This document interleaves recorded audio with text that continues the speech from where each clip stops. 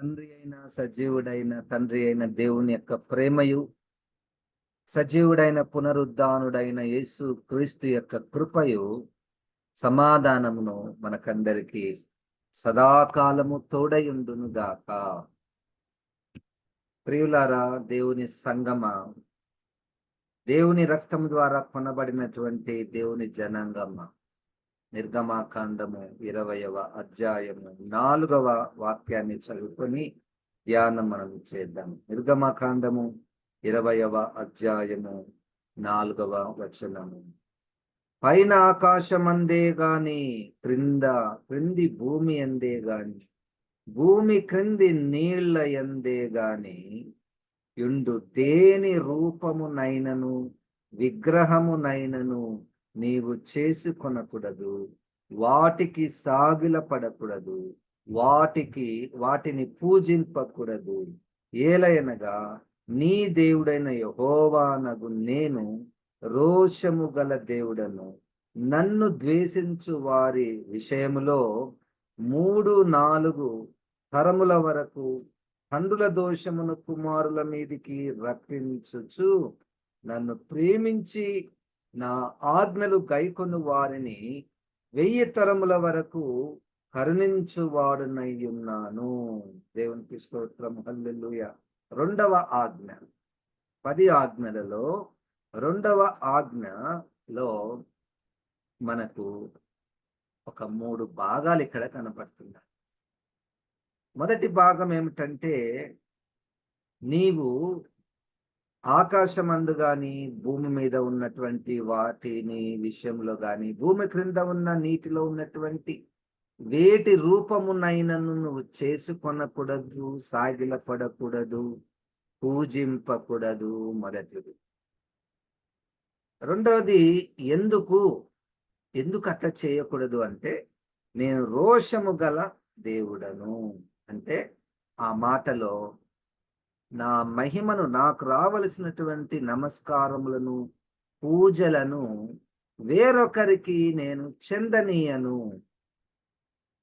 అది ఒకవేళ ఆ విధంగా చేస్తే కొన్ని శిక్షలు ఉన్నట్టు మనం చూస్తున్నాం. అది 2వ విషయం.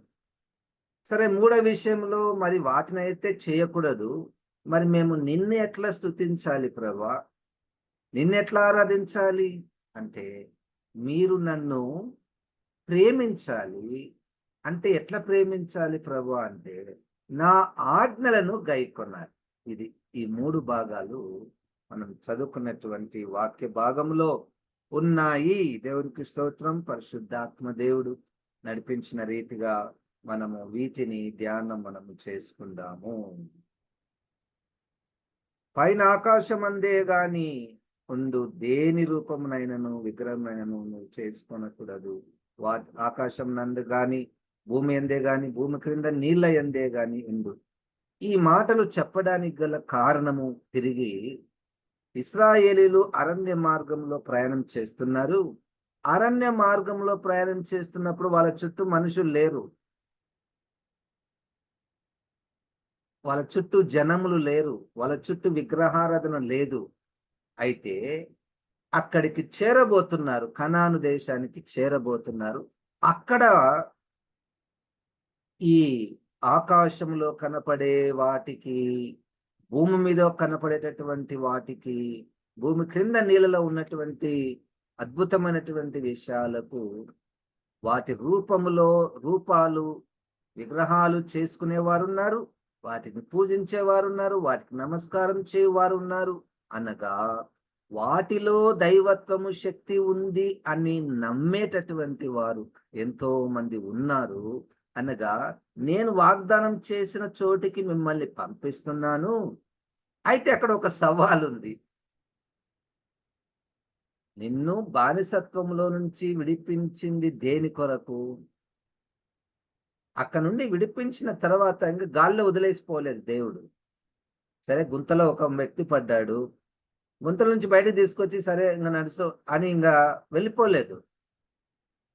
అక్కడ నుండి తీసుకొని ఇచ్చిన తర్వాత ఇంకా గొప్ప దీర్ఘకాలిక ప్రణాళిక ఉన్నది దేవునికి. హల్లెలూయా. చాలాసార్లు మనము సాధారణంగా మనకు ఎక్కువగా శరీర సంబంధమైనటువంటి రోగాలు వచ్చినప్పుడు మనము దేవుని దగ్గర బాగా ప్రార్థన చేస్తాం, వేడుకుంటాం, ఏడుస్తాం, పశ్చాత్తాపడతాం.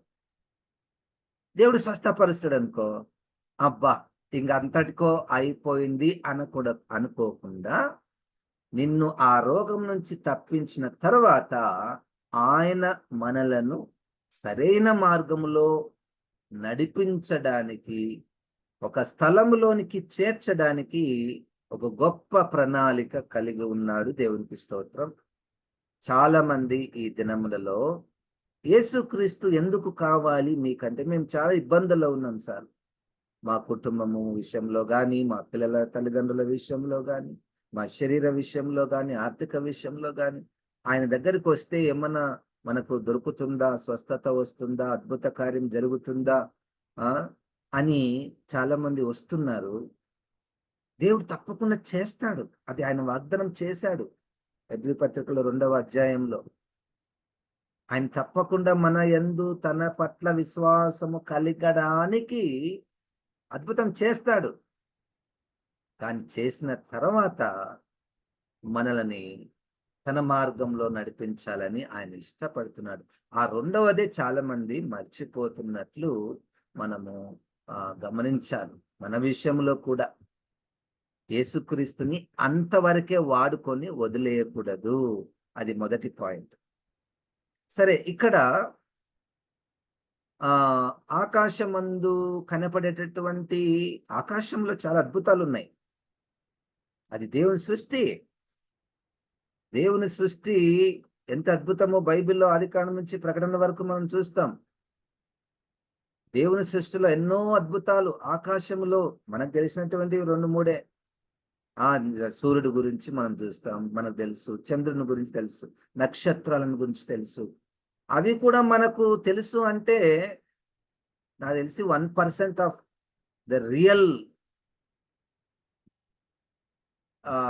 హెవెన్లీ బీయింగ్స్, హెవెన్లీ థింగ్స్, ఆ ఆకాశంలో కనపడేటటువంటి వాటిని విషయంలో మనకు తెలిసినటువంటిది కేవలం 1%. ఆ 1% బట్టి మనము ఎంత అద్భుతమైనటువంటి సూర్యుడు, చంద్రుడు, నక్షత్రాలు అని మనకు అంత తెలుసు. ఇంకా కొంతమందికి శాస్త్రవేత్తలకు ఇంకా కొంత వాళ్ళ యొక్క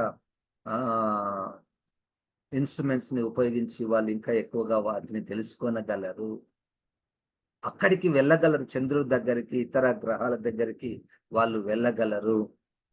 ఆకాశంలో ఉన్నటువంటి వాటిలో దైవత్వం ఉందని నమ్మకూడదు. అది పాయింట్. ఇక్కడ ఒక సూత్రం ఉంది, బైబిల్ మొత్తంలో ఒక సూత్రము ఉంటుంది. అదేంటంటే, ఏదైనా ఒక గొప్ప అద్భుతమైన, చూపుకు రమ్యమైన, మనకు ఎంతో ఉపయోగకరమైనటువంటి వాటిని వాటిని ఉపయోగించుకోవాలి. వాటిని ఉపయోగించుకొని దేవుణ్ణి స్తుతించాలి.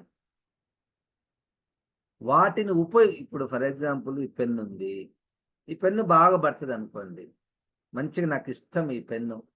అయితే ఈ పెన్ను ఇష్టం అయితే ఏం చేస్తామంటే దీన్ని వాడుకుంటాం.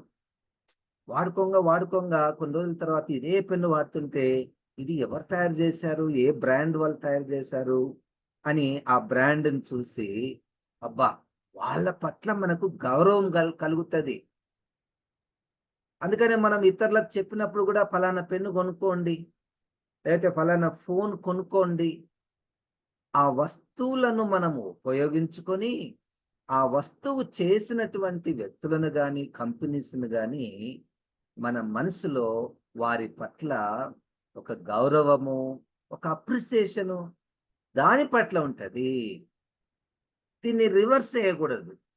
దాని రివర్స్ అంటే అర్థం ఏంటంటే, ఫస్ట్ది చెప్తాను నేను.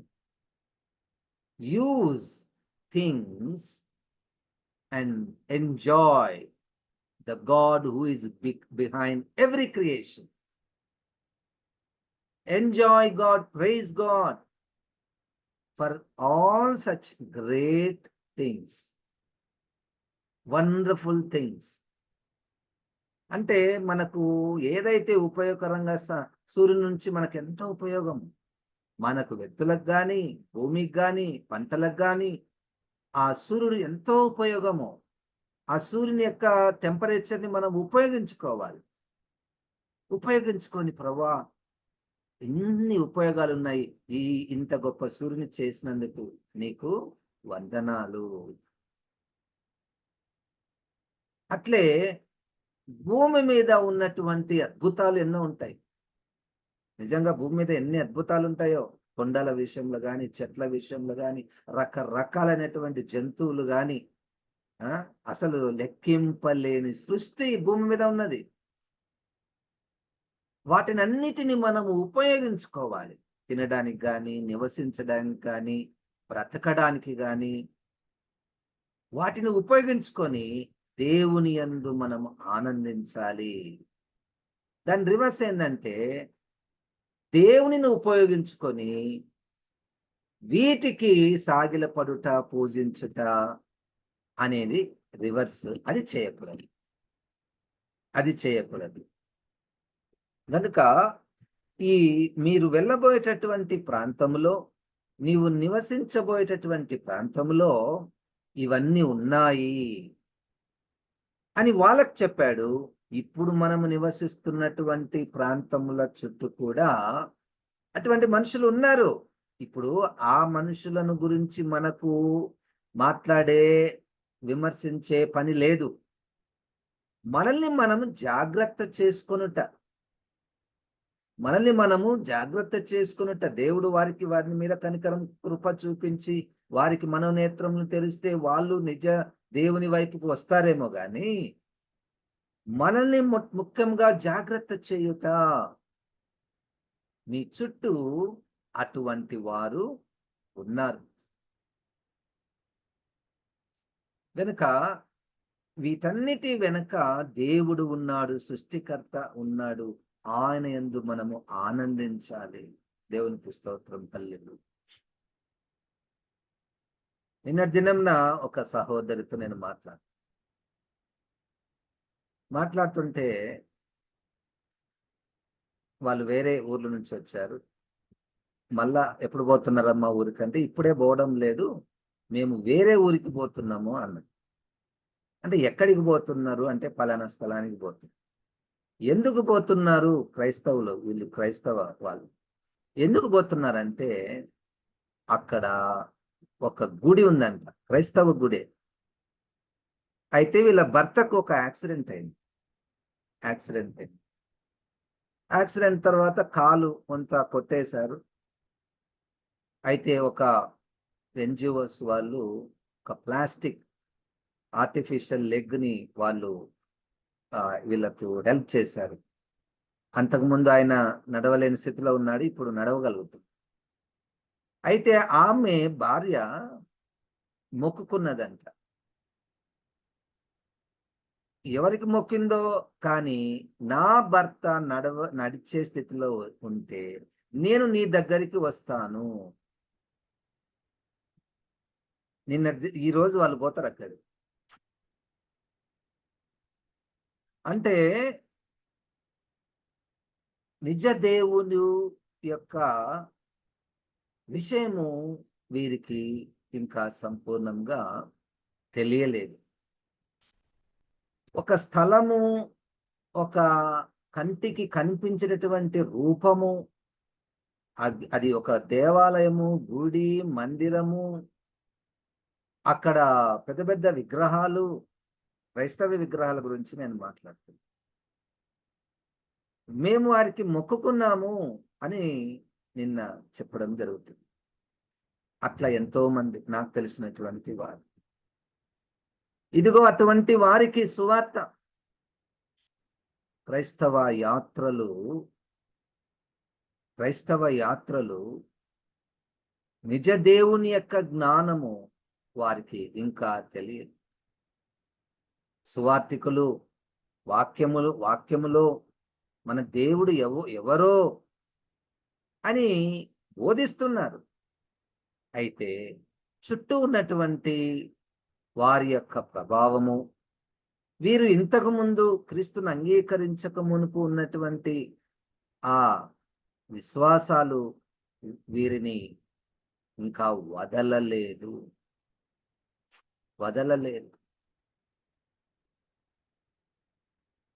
కనుక దేవునికి స్తోత్రం. హల్లెలూయా. నిన్న దినంన ఐ డోంట్ నో, మీరు నేను ఏదైనా తప్పు చెప్తే నన్ను సరి చేయవచ్చు. నిన్న పోతుంటే కారు కనపడింది. కారులో ముందు సీట్లో డ్రైవర్ కూర్చుంటాడు, ఇంకొక వైపు కూడా సీట్ ఉంటది కదా. ఆ సీటులో పెద్ద కుక్క ఉంది. మంచి కారు, పెద్ద కుక్క ఆ విండోల నుంచి బయటికి చూస్తుంది.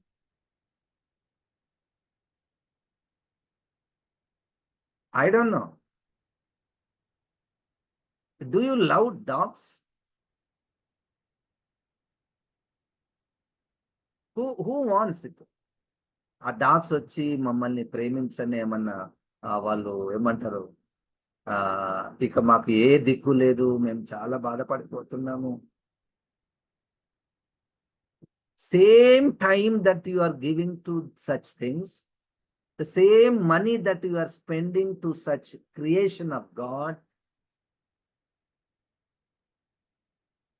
has to be turned to the people. I don't know, అది ఒకవేళ తప్పైతే నేను సరి చేసుకోవడానికి సిద్ధంగా ఉన్నా. ఎంత టైం కావాలి, ఎంత డబ్బు కావాలి, అది నీ పిల్లలకే పెట్టుకో, అది నీ బంధువులకే పెట్టుకో ఆ సమయము. నిన్న దినం ఎందుకు రాలేదమ్మా మీటింగ్ కంటే? నిన్న మా భర్త డ్యూటీకి పోయిండు, పిల్లలు కూడా స్కూల్కి పోయిండు, కుక్కను చూసేటోళ్ళు ఎవరు లేరు. నేను విన్న మాటలే మీకు చెప్తున్నా, నేను ఊహించుకొని చెప్పడం లేదు. కుక్కను చూసే వాళ్ళు ఎవరు లేరు కాబట్టి నేను దేవుడి దగ్గరికి రాలేకపోతున్నానంటే, దేవుడు ఆ మాట, ఆ తలంపును అక్కడ నుండి చూస్తే మనం ఎక్కడ ఉంటాము? ఏ దేవుని గురించి విన్నావు ఇప్పటి వరకు? కుక్కనో, పిల్లినో, ఇంకా ఏ వేటినో.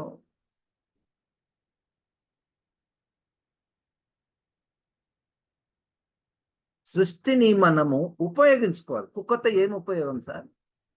అదేదో పోలీస్ డిపార్ట్మెంట్లకు ఉపయోగం లేదు. ఉపయోగించుకోండి. మీ ఇంట్లో ఏదైనా ఉపయోగం ఉందా కుక్కతో? ఉపయోగించుకోవడం తప్పే లేదు. ఇంకా ఏదన్నా జంతువులు కొంతమంది తాబేలను పెట్టుకుంటారు. ఇంకా కొంచెం మంది విపరీతమైనటువంటి విన్నా నేను పాములను పెంచుకుంటారు. ఉన్నారు కొంతమంది ఇళ్లలో పాములను కూడా పెంచుకునే వాళ్ళు ఉన్నారు. ఉపయోగమా?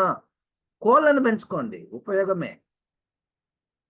కోళ్ళ ద్వారా చిన్న మనము ఏమంటారు దాన్ని, డొమెస్టిక్ బిజినెస్ ఏమంటారు కదా.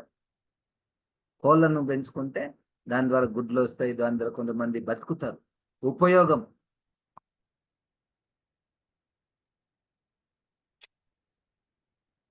I don't know.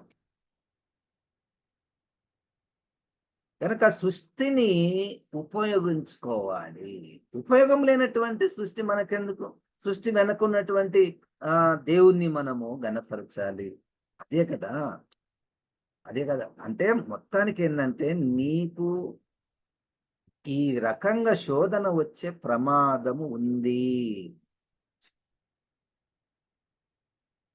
మనం నిజంగా విగ్రహాలను ఏం చేసుకోము.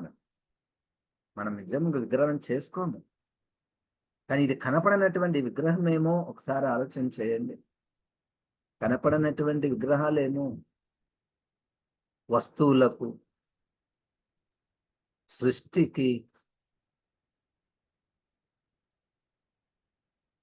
కొంతమందికి చెట్లు అంటే చాలా ఇష్టం, మంచిది, చాలా మంచిది. కానీ దానికి ఎక్స్ట్రీమ్ ఎట్లుంటుంది తెలుసా? ఎక్స్ట్రీమ్ అంటే అదే వాటికి ఇచ్చే సమయము పిల్లలకు, భర్తకు, భార్యలకు కూడా ఇవ్వనంతగా ఇస్తుంటారు.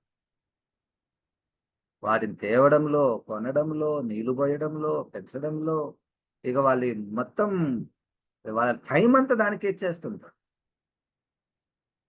చెట్లు మంచిదే, కూరగాయలు పండించుకోవడం మంచిదే. కానీ అది కొంతమందికి ఉంటది, అందరికి ఉండదు. చెట్లు పెంచుకునే వాళ్ళు ఉంటారు, మంచి అందంగా ఉంటది. కానీ విపరీతమైనటువంటి సమయము దానికే వెచ్చించి దేవునికి ఇవ్వనంతగా మీరు చూడండి. ఎక్స్ట్రీమ్ ఉన్నటువంటి వాళ్ళలో ఉన్నటువంటి గుర్తు ఏంటంటే,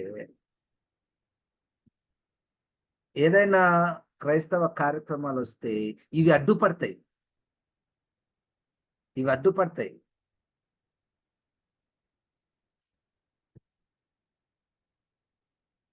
కొంతమంది చేపలను పెంచుకుంటూ ఉంటారు. చేపలను, ఇంట్లో చేపలు చూడడానికి బాగుంటది సార్. అక్కడ దాన్ని ఏమంటారు, అక్వేరియం. ఇక దాన్ని పో కడుగుతుండాలి, కొత్తది తీసుకొని వస్తుండాలి. దానికి ఎంత టైము. అంటే మనకందరికి నేను అనుకుంటాను, ఒక ఒక స్థాయి రావాలి. We love the lord like anything. ఆ సమయం అంతా దేవుణ్ణి ప్రేమించుటకు, ఆ సమయం అంతా దేవుని రూపములో చేయబడిన వారిని ప్రేమించుటకు టర్న్ చేస్తాయి. అది బాగుంటది కదా. కావాలి, అది నాలో కావాలి, నీలో కావాలి. అదే టైంని ఇది ఇట్లా చెప్పినామనుకో, ప్రభా ఈ చేపలు ఉన్నాయి, ఈ చేపలకి ఇచ్చే సమయం నేను ఇప్పటి నుండి వీళ్ళని ప్రేమిస్తాను, వీళ్ళకు సమయం వెచ్చిస్తాను, కౌన్సిలింగ్ చేస్తాను, ఏదైనా బోధిస్తాను, ఎవరితోనైనా ఫోన్లో చేసి ప్రార్థన చేస్తాను. ఈ టైం అంతా వాళ్ళకు ఇస్తాను.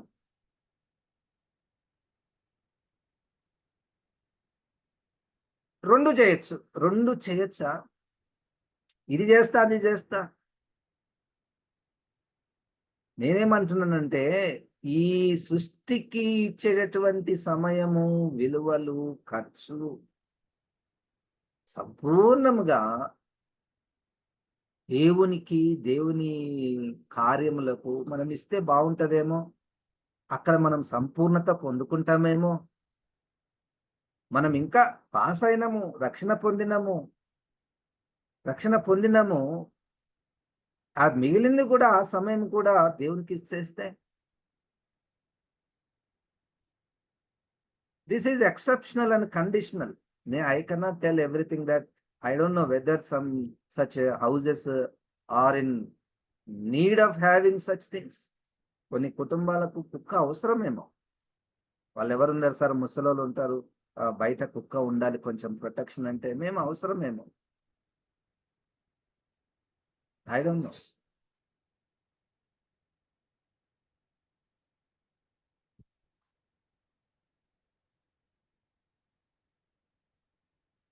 కనుక మనము అంటే, ఇప్పుడు విగ్రహాలను ఎందుకు మీరు పూజించకూడదు అన్నాడు దేవుడు. ఎందుకు పూజించకూడదంటే, నేనున్నాను, నేను నిజమైనటువంటి దేవుడను అని చెప్పడానికి నంబర్ 1. నంబర్ 2, అవి ఉట్టివి, దానికి ఎందుకు మీరు సమయం ఇస్తారు? ఇంతకుముందు కూడా చూసిన మనం 44వ అధ్యాయం యెషయా గ్రంథములో అవి ఎట్లా చేయబడతాయో, ఆ వస్తువులు కానీ, దేవుని ద్వారా సృష్టించినటువంటి జీవాలు కానీ. ఇది ఒక సెన్సిటివ్ మ్యాటర్ కావచ్చు, అయినా మీరు ప్రభు ఆత్మతో ఒక్కసారి ఆలోచించండి,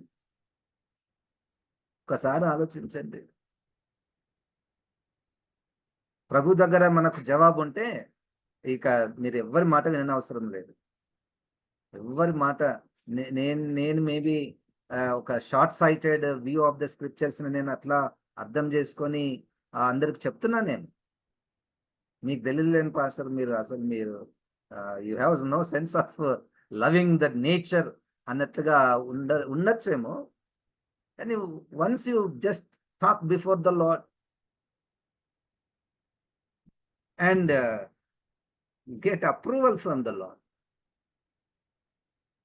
ఆ చిన్నది అంతా కూడా మనం ఎందుకు దాన్ని దేవుని దగ్గర మనము పెట్టుకోవాలి?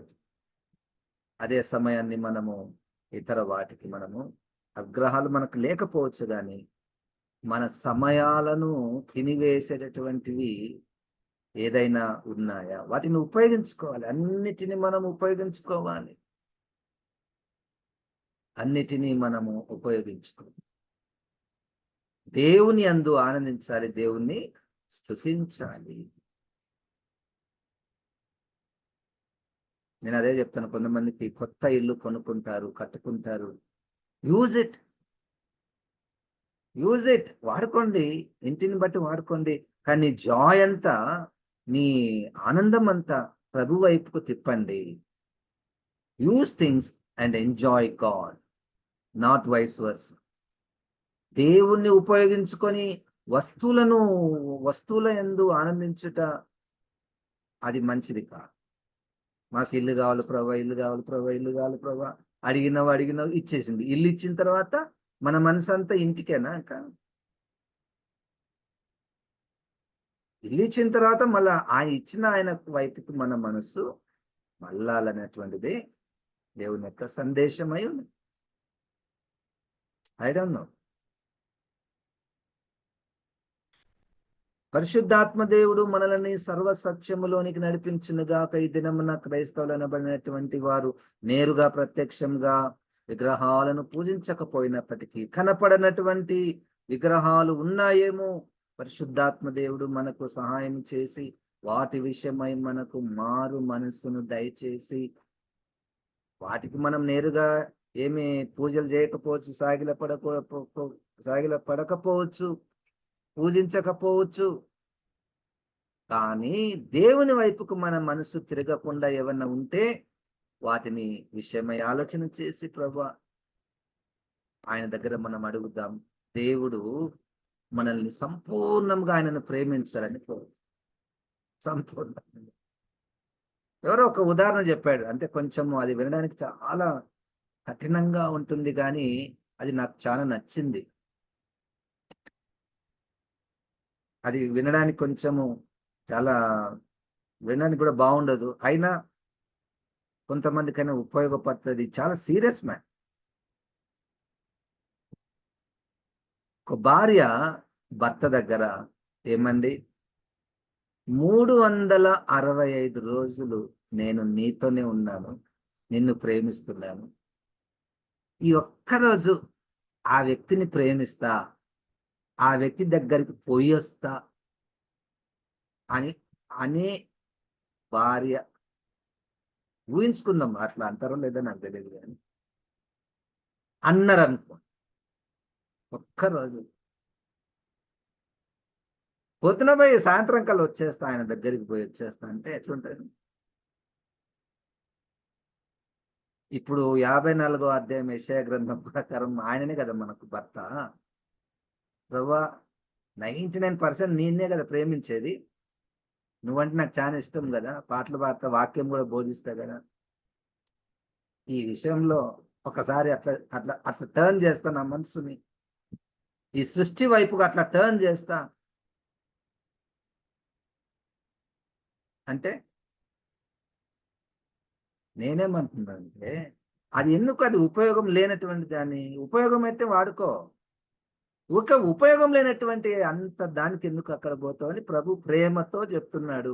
నేనైతే కఠినంగా చెప్తుండొచ్చేమో కానీ పరిశుద్ధాత్మ దేవుడు ప్రేమతో దయతో ఒక మంచి అవకాశమును ఇస్తున్నాడు. సృష్టి కర్తను మనము మాత్రమే స్తుతించు.